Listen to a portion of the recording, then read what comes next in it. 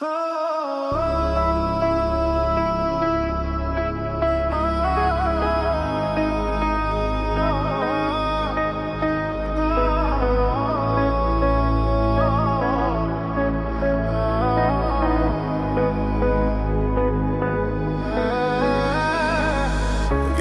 karanlığı çökür yalanlarına, daha inanmıram ben senin o anlarına.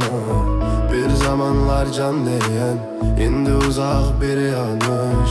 Benim saf duygularım seni ağır bir admış. Hayanet duman bürüdü yollarım, sındırdın incittin sen benim kollarım.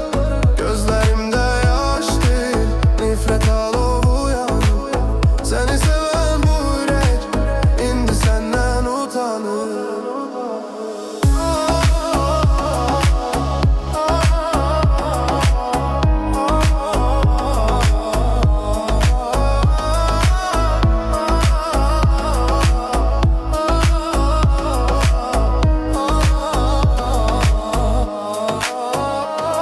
Səhvim səni uca tutmaq, özümdən çox saymaktı.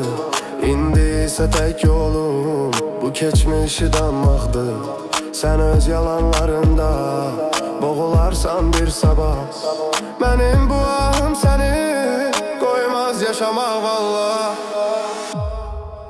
Xəyanət duman